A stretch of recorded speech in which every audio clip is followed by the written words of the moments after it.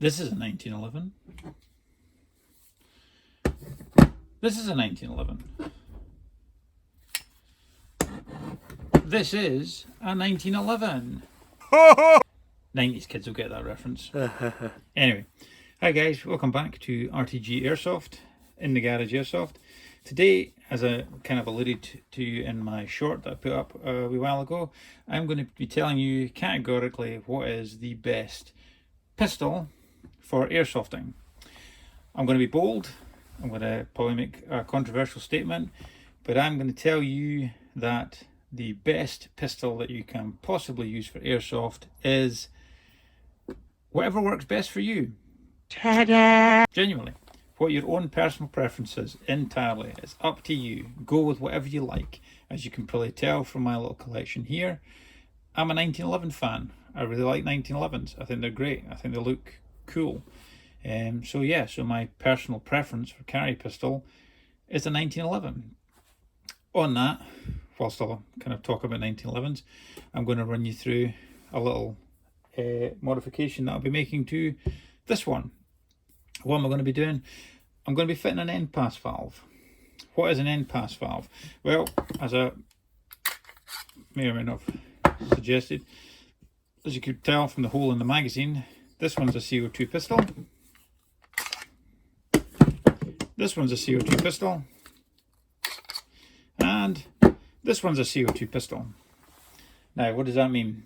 CO2 is obviously firing from a compressed air capsule.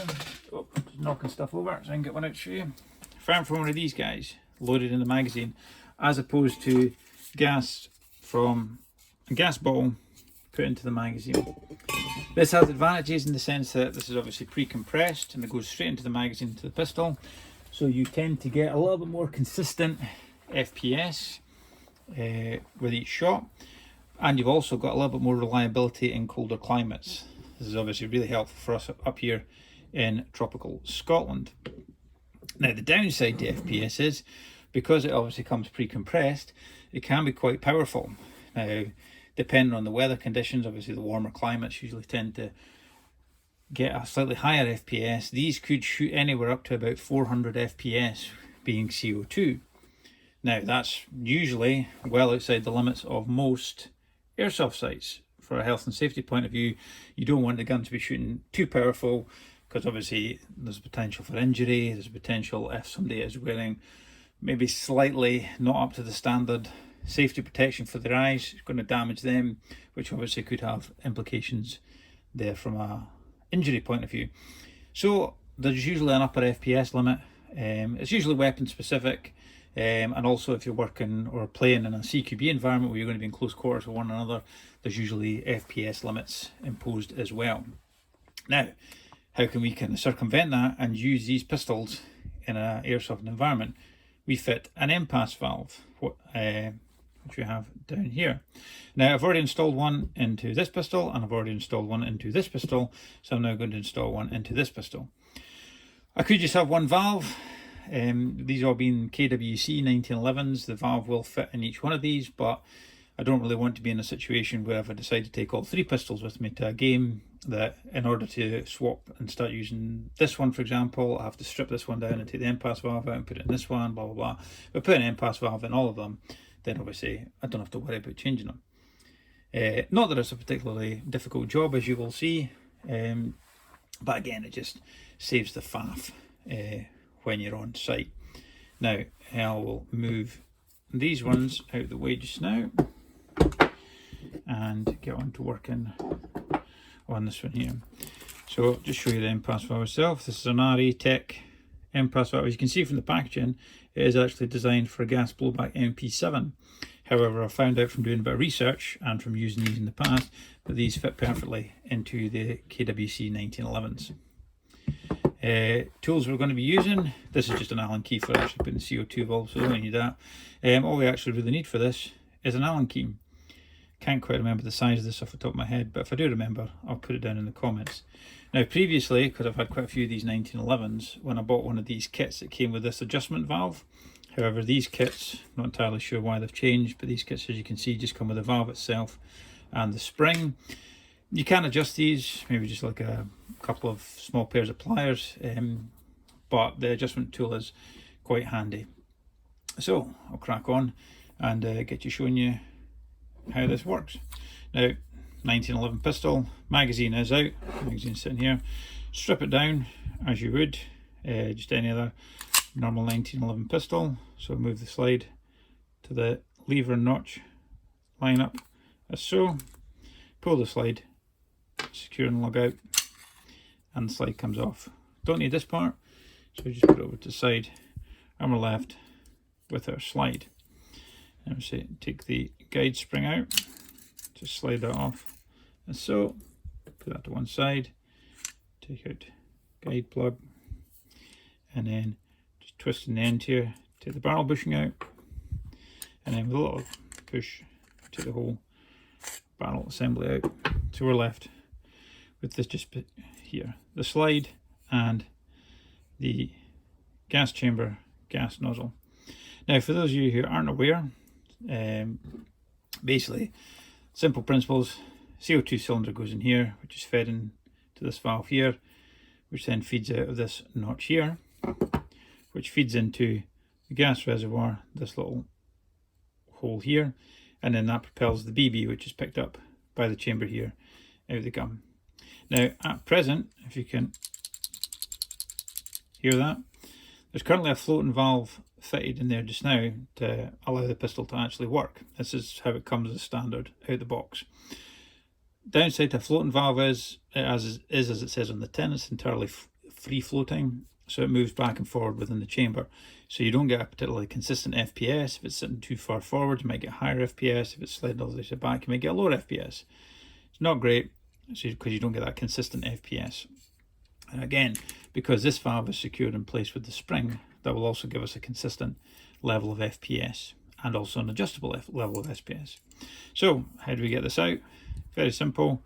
Back here, where the firing pin would normally be on a real pistol, it's not. It's just this simple hex screw. So with our Allen key, we're just going to undo that. So while I'm doing that, 1911s, yeah, they're my favourite type of pistol. Not entirely sure why. It's just, I've always liked them. They appeared in a lot of films, TV programs when I was growing up. They were, for a long time, the sort of designated hero gun. So it's just something that I've always liked. I've always liked their affiliation to the military, World War II films, and then even their use in current day. Obviously, this is not a World War II variant, slightly more tactical based with the slide serrations. But yeah, they're a very relevant and well used and well appreciated pistol. I was recently listening to a podcast where a guy from the American Special Forces was talking about how you use one up until his last tour of Afghanistan in 2015. So yeah, they're still out there, they're still being used, and as I said, I just find them very, very cool. Right, that's the screw taken out. Now this whole chamber lifts out as one whole piece. I'm going to lift from the front and the back. Now, the thing to be wary of, so I'm getting close, is you can just see it, but just that kind of little silvery bit there is actually a spring loaded pin within this part of the chamber. Now, as soon as it clears the top of this little lug here, it's going to spring out. So just be wary of that. It's a very small pin. It's a very small screw, pin. Very small pin, very small spring. God, I'll get there eventually. And if you lose it, they are an absolute pain in the arse, because I had to almost completely and utterly strip out the garage to find it the last time I did this. But there you go. Don't know if you caught that little click, but there you go. You can see there the pin is now sprung out over the top of that lug. So as I said, front and back, just lift at the same time, a little wiggle, and that comes out. So we have it there. That's that spring mounted pin. You can pull that out, don't need that, but obviously keep it safe. And then the gas chamber, gas nozzle itself, just pull that forward. You can see the spring coming out there, down, and chamber comes out, and there is the free floating valve. Just simply a bit of plastic, don't need it anymore, just put that to one side. Now, with our Npas kit, it's simply a 2-piece valve and a spring.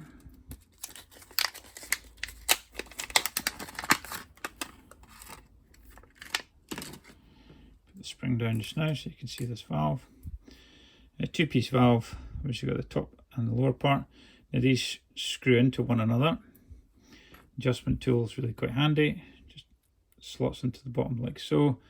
Hole in the top with this Allen key looking thing, slides all the way thing, and you can adjust it simply by turning the Allen key head to increase, you can see that, or decrease the gap between these two plates.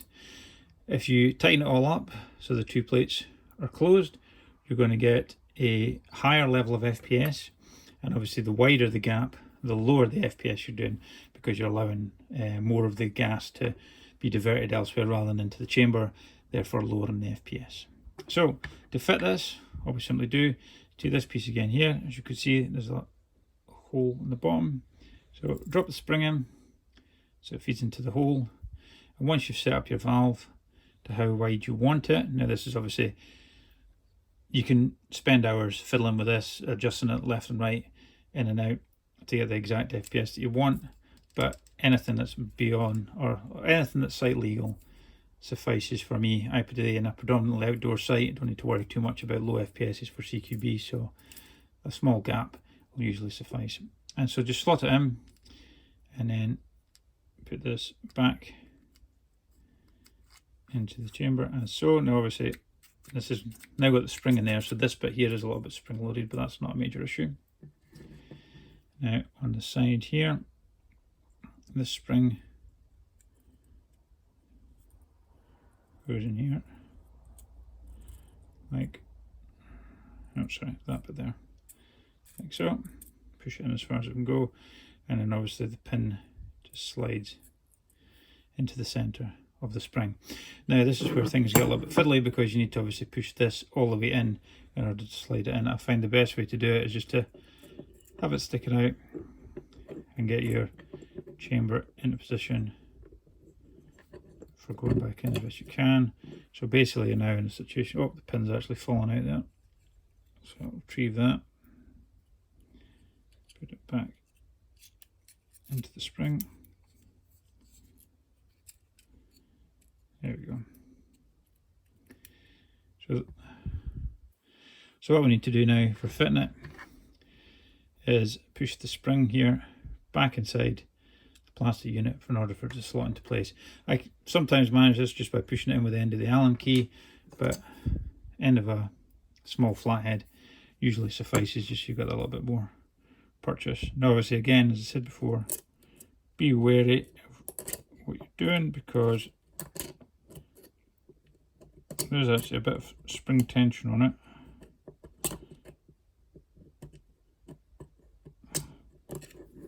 And it will shoot out. I'm not entirely sure why this one doesn't want to. Let's slip back in. There we go. So, and there we have it. So just using the top of the flathead to push the pin and the spring back into this part here, just so it clears this part here of the slide. Now, obviously, don't turn it upside down, because the chamber might then fall out again, and you've just got to wiggle everything back in. So put the Allen key, or sorry, the Allen screw back in. Make sure that tightens up.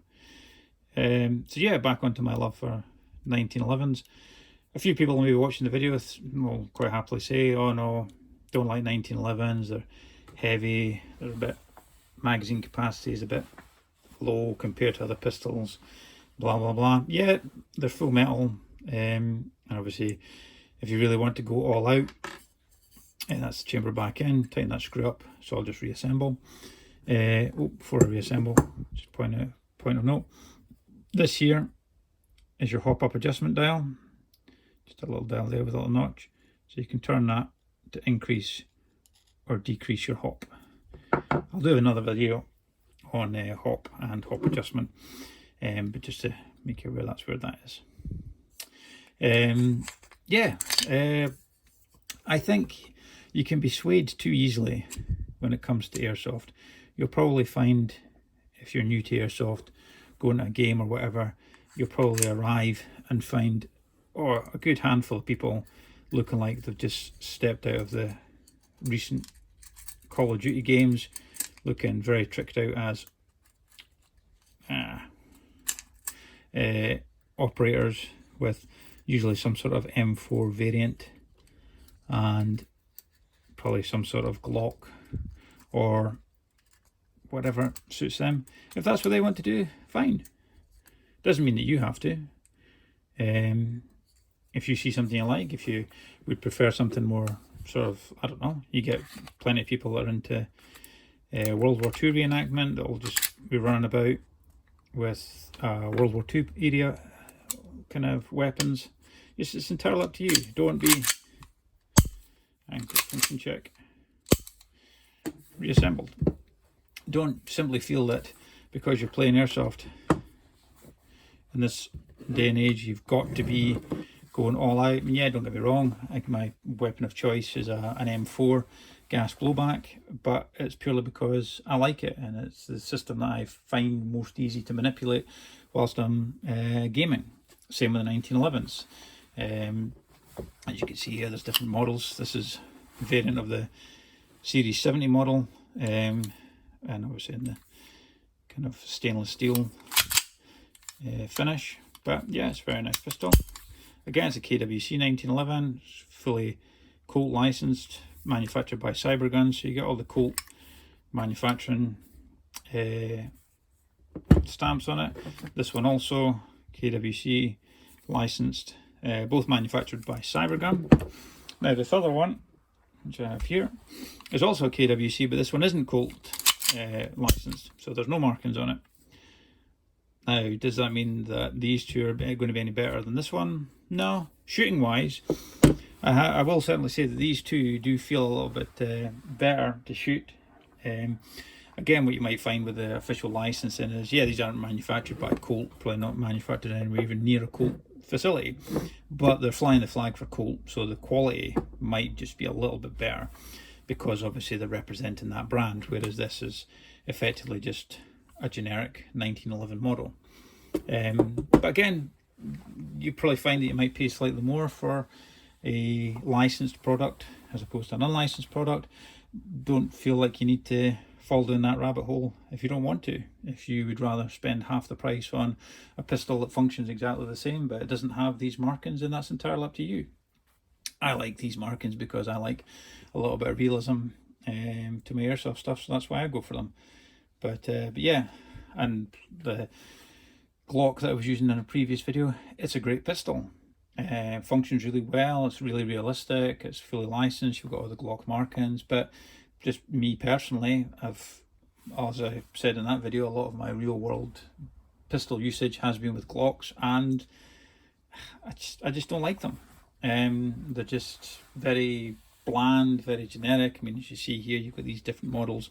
This with the stainless steel, this a bit more tactical with the rails and the slide serrations. It's very comfortable in the hand, nice sights on them. And then as far as kind of like I'm concerned, a Glock is probably about as stylish as this box, to be honest with you. A Glock is a Glock, it's just a plastic box. Very standard, very generic. Does that make it not a good pistol? No, of course not. They are really good. If that's what you want, go for something like that. But I would say, as I said at the start of the video, that when it comes to choosing what to carry, there is no right or wrong answer. There are different answers, there are different qualities, there are different standards of weapons out there, and I'm not saying that every single 1911 will give you the exact same results. You will get varying results depending on the manufacturer and the model, and again, to a certain degree, how much money you're prepared to spend. But don't go all out spending an absolute fortune on the coolest looking M4 and Glock setup that you can find if that's not what you want to game with. Find something you like, whether that's generated by something you've seen on TV in a film or whatever, or a computer game. give it a try, and yeah, see if you like it or not.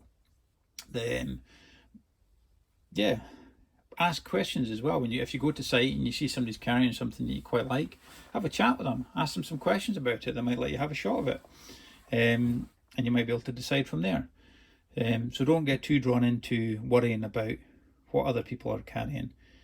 You go with what you want to use, and I guarantee you'll have a lot of fun.